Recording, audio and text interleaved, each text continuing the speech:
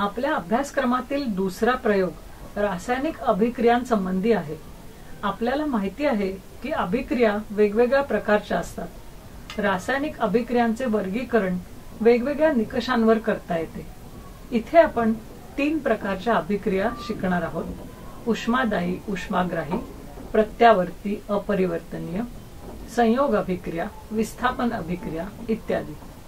आणि कोणत्या प्रकारच्या अभिक्रिया आहेत ते बघणार आहोत। पहिल्या रासायनिक अभिक्रियेमध्ये आपण मॅग्नेशियमला हवेत जाळणार आहोत। या प्रयोगासाठी लागणारे साहित्य आपल्याला दिसत आहे। बर्नर, चिमटा, मॅग्नेशियम फितीचा तुकडा इत्यादी। मॅग्नेशियम फितीचा तुकडा चिमट्यात धरून बर्नरच्या ज्योतीजवळ थोडा वेळ धरला। काय दिसते निरीक्षण करूया। तयार झालेली राख काचेच्या डिश मध्ये एकत्र ठेवावी।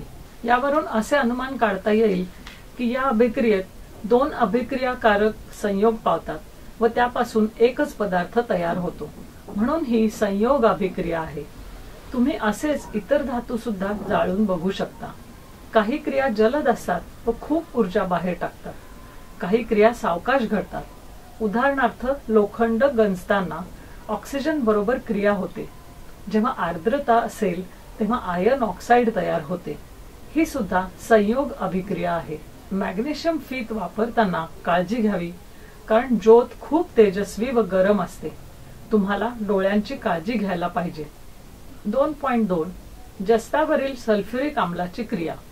या प्रयोगात आपण अजून एक अभिक्रिया शिकणार आहोत। विरल सल्फ्युरिक आम्ल व जस्त यामधील अभिक्रिया। एक कठीण परीक्षा नळी चिमट्याने स्टँडवर लावली। परीक्षा नळीत थोडे जस्ताचे चूर्ण घेतले। त्यात काही थेंब विरल सल्फ्युरिक आम्ल म्हणजे डायल्यूट H2SO4 टाकले। तुम्हाला रासायनिक अभिक्रिया सुरू झाल्याचे दिसेल। काही बुडबुडे बाहेर येतील। याचा अर्थ या अभिक्रियेचे उत्पादन वायू असतो। हा वायू कोणता हे निश्चित करण्यासाठी आपण जळती मेणबत्ती डिलिव्हरी ट्यूब जवळ धरू शकतो। तुम्हाला दिसेल की हा वायू निळ्या रंगाची ज्योत देतो। यावरून निश्चित होते की या रासायनिक अभिक्रियेत तयार झालेला वायू हायड्रोजन आहे।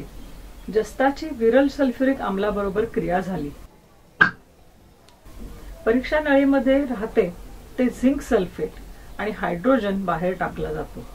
हायड्रोजनला जस्ताने विस्थापित केले, म्हणून ही विस्थापन अभिक्रिया आहे, ज्यामध्ये अभिक्रियाकारकांमधील एका मूलद्रव्याने दुसऱ्या मूलद्रव्याला विस्थापित केले। हायड्रोजनचा एक गुणधर्म आहे की तो निळ्या ज्योतीने जळतो। याचा उपयोग करून हायड्रोजन असल्याचे आपण नक्की केले। यावरून लक्षात आले की जेव्हा एक मूलद्रव्य किंवा मूलद्रव्यांचा गट दुसऱ्या मूलद्रव्याला किंवा मूलद्रव्यांच्या गटाला विस्थापित करतो, तेव्हा त्या अभिक्रियेला विस्थापन अभिक्रिया असे म्हणतात। जस्त हायड्रोजन पेक्षा जास्त अभिक्रियाशील आहे, म्हणून ते हायड्रोजनला विस्थापित करतो। 2.3 लेड नायट्रेटला उष्णता देणे। तिसरी प्रक्रिया लेड नायट्रेटला उष्णता दिल्याने काय होते ते बघण्यासाठी आहे। या प्रयोगासाठी परीक्षा नळी, चिमटा, लिटमस कागद, चमचा, लेड नायट्रेट, बर्नर लागेल। थोडे पांढऱ्या रंगाचे लेड नायट्रेट एका परीक्षा नळीत घेतले। त्याला बर्नरवर किंवा स्पिरिटच्या दिव्याने उष्णता दिली। सर्व बाजूंनी उष्णता मिळेल अशी काळजी घेतली। ओला निळा लिटमस परीक्षा नळीच्या तोंडाशी धरला। एक जळती काडी अशीच परीक्षा नळीच्या तोंडाशी धरली। आपल्याला काय दिसते? असे दिसेल की निळा लिटमस लाल करणारा तांबूस तपकिरी रंगाचा वायू बाहेर पडतो।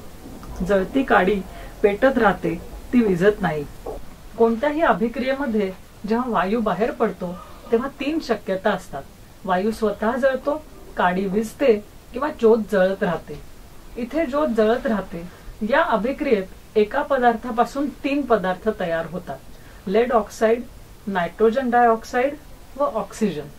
एका अभिक्रियाकारकाचे विघटन होते, खूप पदार्थ तयार होतात। अशा रासायनिक अभिक्रियेला अपघटन अभिक्रिया म्हणतात। इथे लेड नायट्रेटचे विघटन झाले आणि 3 साधे पदार्थ तयार झाले।